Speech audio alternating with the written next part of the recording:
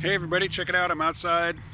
I didn't plan to record a video, which is why I don't have my teeth in. But an idea just occurred to me, so I thought I'd make a quick video.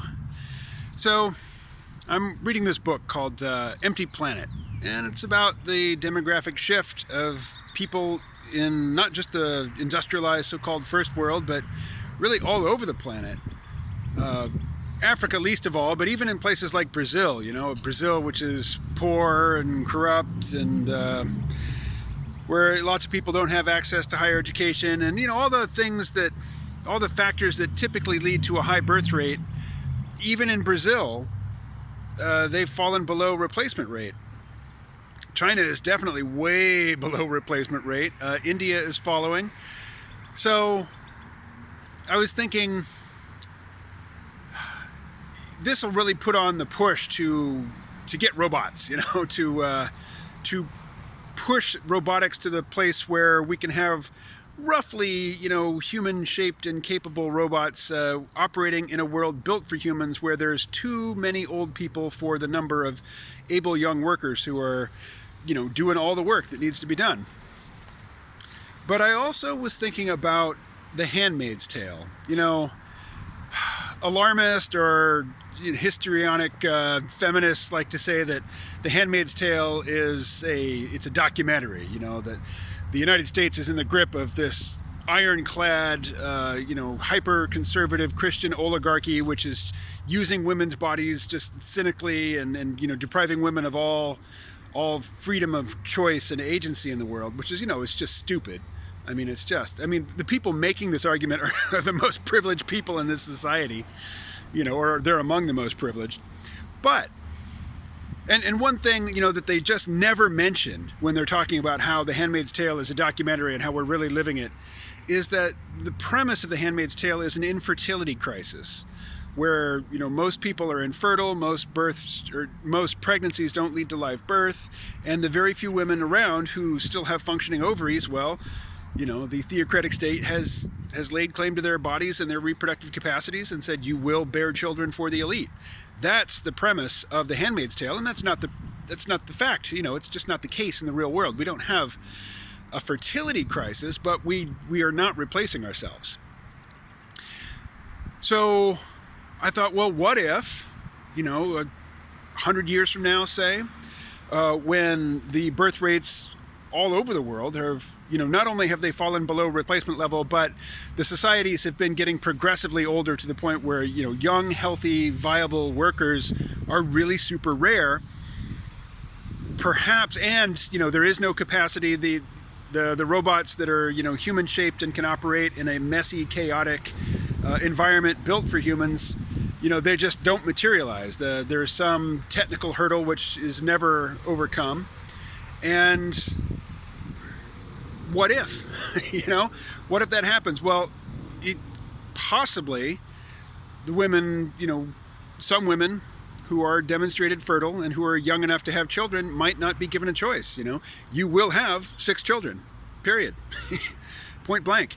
And if you don't like it, then the society at large will apply coercive measures. I could imagine that happening. Now, that also presumes that there's no way to gestate a human fetus outside of a living human womb, which, at present there isn't. So that's a situation in which I could imagine a Handmaid's Tale type scenario. Now, I don't necessarily think that it would be dressed in Old Testament imagery and, they'd dress the handmaids in red and they'd have these faux Christian rituals for the insemination ceremony. I think it would be much more clinical and, and scientific than that. But still, there is a situation in which I can imagine women who are fertile not really being given a choice, to limit their reproductive output.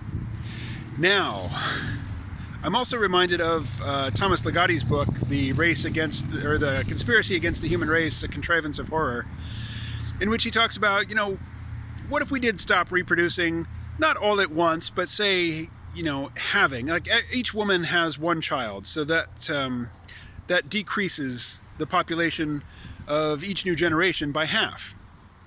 And there wouldn't be an excess of humans. There wouldn't be the abusive sort of owner-worker relationship. The fewer people there are, the more meaningful they are, the more they are valued.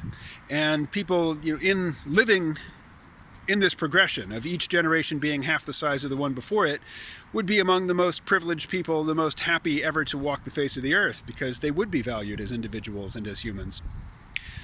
And, I was thinking about that scenario, and I was thinking, well, you still have, unless you have robots, or unless you have some sort of, not necessarily life extension, but health extension, so that people are physically vigorous and, mentally still all there and capable of working and, living fully up until the very end when they just die suddenly.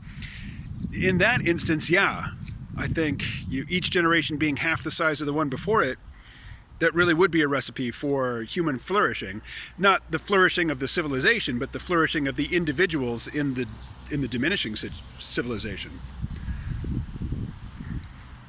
But absent that sort of vitality extension, if not life extension, then you still have the same problem. You have too many old people for the number of young people necessary to do the productive work in the economy.